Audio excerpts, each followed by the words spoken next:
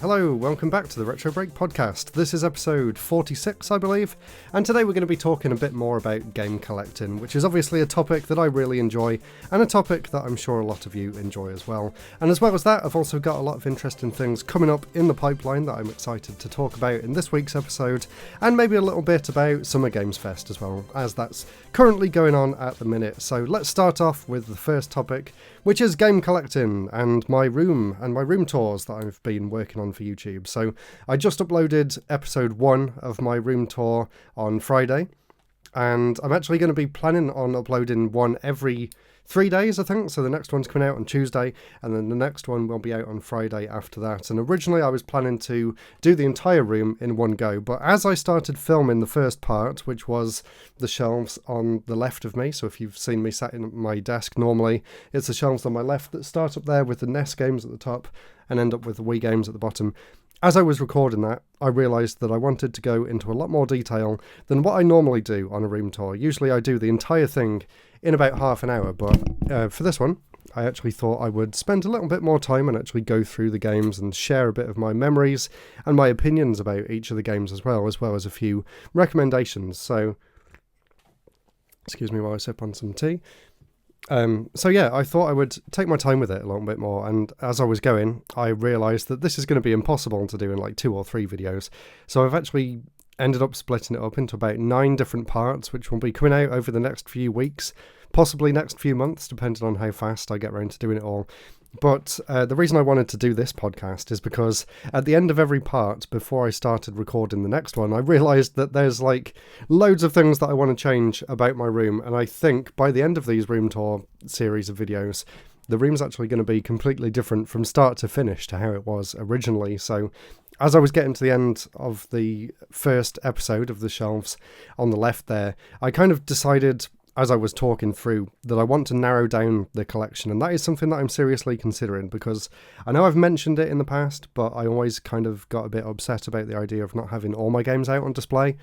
But yeah, I decided after recording that yes, I'm going to narrow down the collection, and I think I know how I'm going to do it as well, and it's also going to tie back into YouTube and potentially some videos that I'll make off the back of it. So I actually went to B&Q after I recorded that podcast episode and bought myself a load of really heavy duty plastic storage containers that I'll actually be able to put games in and store them in the garage without any worry about damp or mold or anything getting in. So I've got 4 at the moment. I have 2 really big ones and 2 slightly smaller ones, and I spent that evening going through my DS games collection, because they were all in, some of them were in boxes, some of them were in random like DS collection case things. So I went through all them and organised all my DS games and put them all in those storage boxes.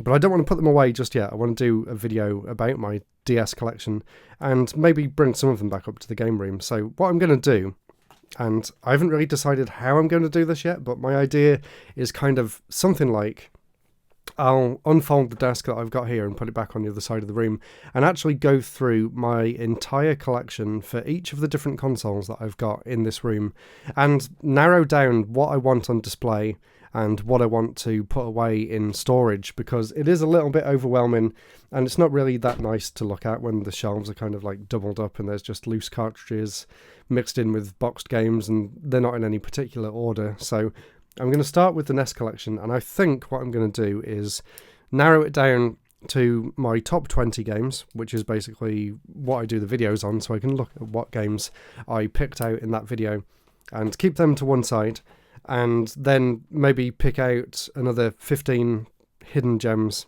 shall we say, and that can be the other games that stay on the shelf, and then everything else can either go away in storage, or if they're games I haven't played, like if they're ones I've collected and I don't really know how I rate or value them, then maybe they can be stored slightly separately to the other games. So I think on the shelves I'll have 20 of my favourites, 15 hidden gems / rare, hard to find games or whatever, and then a little shelf or section of the shelf dedicated to games for that system that I've collected over the years but I've never actually got round to playing. And then I think what I'm going to do with those ones, with the ones that I've never played but ones that I was excited to get at some point in the past, I'm actually going to be putting them onto a list to go through on stream. And I think that would be a great way for me to experience some more games that I clearly wanted at some point, but I never got round to. So potentially that's what I'm going to go through and do for each of the systems. And then the games that I did choose, I can put back on the shelves and actually have a bit of a nicer display to go alongside them. And maybe something else I was thinking is even 3D print some shelving stands with maybe the names of the system and maybe a little diorama model of that system as well to go alongside it. So there's a lot of interesting things in the pipeline. I was also thinking of maybe getting figures related to some of my favourite games to put at the front of the shelves as well, because the shelves are quite deep, and if you just have the games at the back, it does look a little empty. So I want something to maybe decorate it a little bit. So let me know in the comments if you're listening to this on YouTube what you think of that idea, or send me an email to retrobreakgames@gmail.com and have a look at my room tour video as well and see if you've got any other suggestions for me, because I'm always up for finding out new and better ways of displaying the collection and stuff, so please let me know. And to go along with game collecting as well, something else quite exciting that happened recently. I'm sure you know the website Backloggery. It's a website I've talked about many times in the past, and it's a website I use constantly, like almost every day. Well, I've been supporting them on Patreon for a long time, and I'm very excited now because the remake of the site revamp, complete redesign, is actually out for the public. It's something that I've been using in the background for about a year at this point, and I'm always suggesting feedback to the developer to try and make it better, along with a bunch of other people in the Patreon as well. And now it's finally live, and I have to say it is overall a big improvement. There are some things that I'm kind of upset about, like they got rid of a lot of the social aspects of the old site, so you don't really have page comments, or you don't really have a very easily accessible way of seeing what your friends and followers are playing, which is something I really enjoyed with the old one. But it is something that Drumble's working on trying to improve in the future, apparently. So maybe that's something that's going to come back. But anyway, if you are interested, check out backloggery.com, and you can find me on there under my new username, which is just RetroBreak, thankfully, because when I set up my original Backloggery like 12 or 13 years ago, I used my old username back then, which was Nintendo Wii, so I'd actually been stuck using that even though I've rebranded to RetroBreak. So I'm very happy to actually have my proper official username back on Backloggery, and I am really enjoying it. But there are a few things that are quite awkward about the app, and I guess I'll talk about projects next. I usually cover the games I've been playing, but let's skip ahead to projects, because while I was using Backloggery, I was thinking of a bunch of things that I would have done differently, or things that would make it a lot easier to use from a wishlist point of view, which is definitely one of the weaker areas of Backloggery. Backloggery is great for tracking progress in games, but in terms of your actual collection, there's a lot that I think could be improved. So I know I already have hundreds of projects on the go, and it's probably not a good idea to start a new one, but I got kind of excited the other day and I started writing down and drawing some ideas about a game collecting app that potentially I could make in the future. And it's very, very early in development. I want to start just making something for myself that I would use. So I'm going to start making an iOS app, an iPhone app, for game collectors, basically, and it's going to be really simple to begin with. I guess I can talk you through my ideas now, because I don't know whether I'm actually going to get around to making this. So if anyone's listening, any app developers out there, feel free to take these ideas and make your own app, because it's probably going to be years until I get around to it. But basically, it was going to be a really basic front screen, and you would have three options. You would have new game, you would have wish list, or you would have library or collection or something. And if you click on new game, you can just type in the game that you just bought, tick what system it was, and it will go off into your library and be assigned to that system. Or from the front screen, if there's a game you want but you don't actually own it, you can click on wishlist, do the same thing, fill out the name of the game, choose the system it's for, and that will go out into your library as well, but it will have a wishlist tag attached to it, and that will sort of separate the two out. And then when you're going through in the future, if you buy a game that's on your wish list, you can just tick owned, and then it will move over to your library. And when you click on library, it'll just be a really simple list of different consoles, and you can click through, and there'll be two tabs on each one. So if you click on NES, it will go through to your owned list by default, or you can click on the tab at the top and switch it round to wish list. And I want to be able to have box art on there as well, and maybe link it with some sort of game database to pull information back, which is something that Backloggery doesn't do. But I really want to keep it extremely simple. It will literally just be that to begin with. A list of games you own, a list of games you want. And we can expand on it from there. But for a basic app, I don't really think it'll be that hard to make, so I want to try and maybe look at making something over the summer, potentially. But yeah, don't expect too much, but that's something I am working on. Unfortunately, the book that I'm working on has taken a bit of a backseat recently, and I think I know why, and it's kind of a weird one. So every time I'm writing the book, it always turns out that I'm writing the book when I'm traveling on my own, or when I'm in a hotel or somewhere with work, and that seems to be the only times that I actually sit down and properly focus on writing the book, is when I'm on a train or when I'm waiting for something completely unrelated and I've got some downtime and I've got my laptop with me. But whenever I'm at home, I always feel like I should be working on a video or working on, I don't know, ideas for this podcast or anything else, like playing games.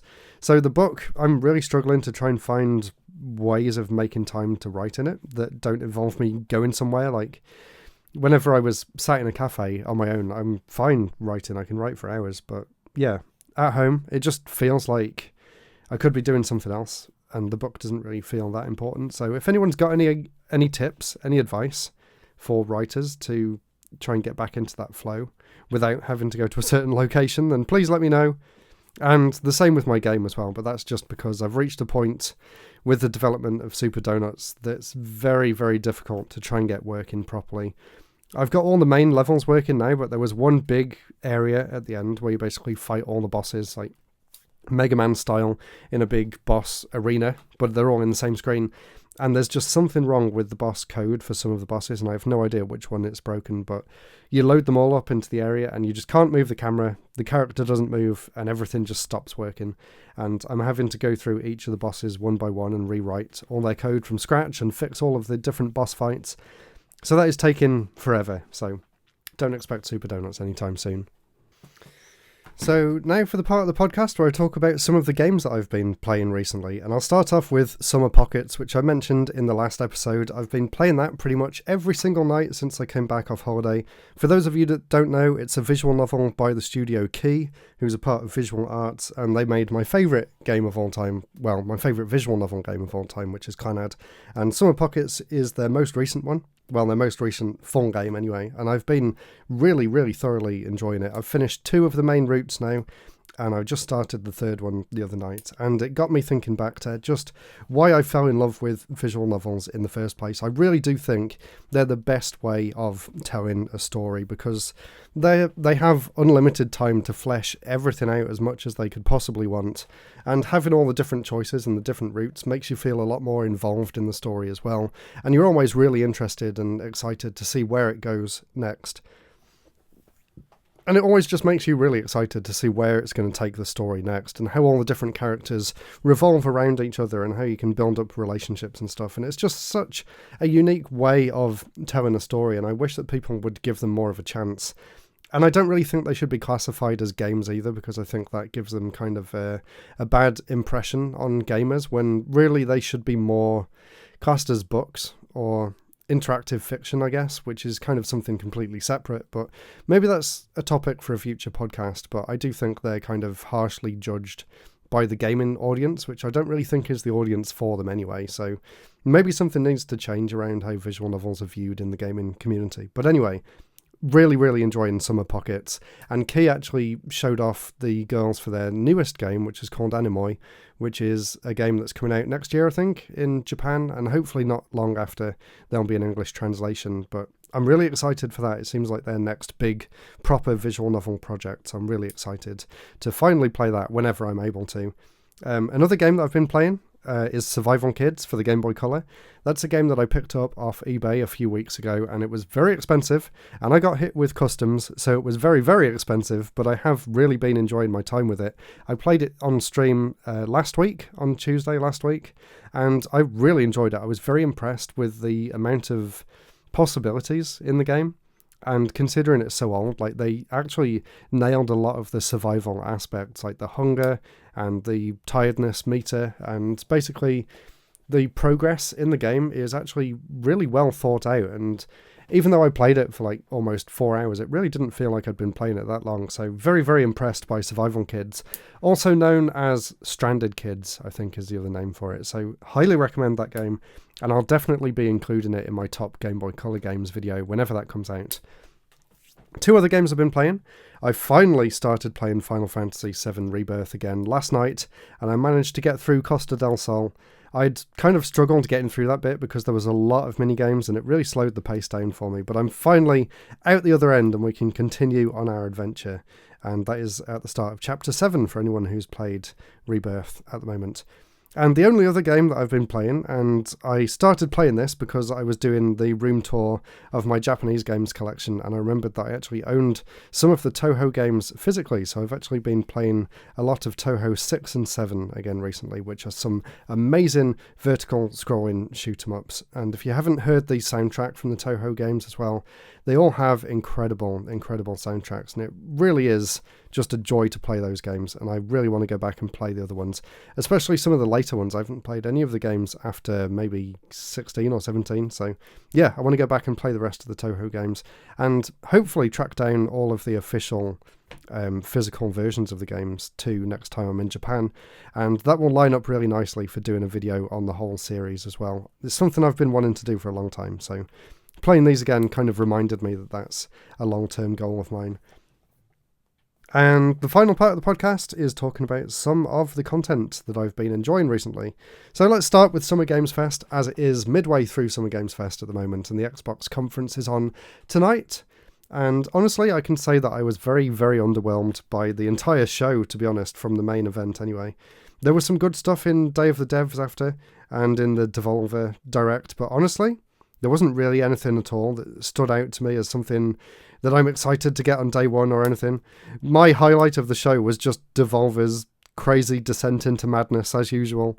And it's just so well directed, and it was really, really fun to watch. But there wasn't really anything exciting in the actual games that were shown off, for me personally anyway. And the same with the main show too. I'm kind of excited about Shadow Generations, but also not really, because it feels like a bit of a cheap throwaway game while Sonic Team works on something more interesting. So apart from that, there wasn't a single thing in the entire show that really interested me, which I was quite disappointed by. And by judging people's reactions on Twitter, I'm not alone in that either. So maybe it is just a bad year for games in general. Let me know what you thought of the Summer Games Fest so far. Obviously, we still have Capcom to have their own showcase, and Nintendo's also got their own one, but they haven't actually announced a date for that as of the time of recording this. But hopefully there'll be some cool Switch games to tide us over until the Switch 2 comes out. And two other YouTube videos that I enjoyed over the past few weeks. I haven't really had as much time as I would like to watch things. I've still been quite busy. But two that I really enjoyed. There's a channel that I really enjoy called Nihongo Gamer, and I'm very happy that he's going back to his more laid-back podcast style videos. So I've been watching a bunch of his while I'm making coffee things, and they always seem to resonate with me. So definitely check out Nihongo Gamer, and check out his just talking videos, I guess. I don't really know what they're called now. They used to be called While I'm Making Coffee. I think he's got rid of that name, but still really, really enjoy his content, and I always watch every time he uploads one of them. Most of his content is about fighting games or controller reviews, which I'm not too interested in, but I can see why he makes them, because they're the ones that bring in the views. Kind of similar to me, like you have to do some things that you don't want to, just to keep the audience and the algorithm happy. But yeah, definitely check out his podcast style episodes. And the last one here is one that I watched a few days ago, which was from Nick Robinson, which is another channel that I really enjoy. And that was his trip to Nintendo's hotel in their old headquarters in Kyoto. And I really enjoyed having a look around there, and I would love to try and stay there myself. I know it's expensive, but I think it would be worth it, especially going to that library area with like some of Nintendo's historic pieces and some art, and just being able to experience the building like revamped and stuff. It's such a cool idea. So definitely check that video out, and if you're going to Japan, maybe consider staying at their headquarters in Kyoto. Anyway, that will do it for episode 46 of the RetroBreak Podcast. Hopefully you're still enjoying these. I'm hoping to get back into my regular schedule of doing one every 2 weeks from now on. So thank you so much for listening. Please subscribe, follow the podcast wherever you listen to podcasts, and I'll see you all again in 2 weeks' time. Goodbye.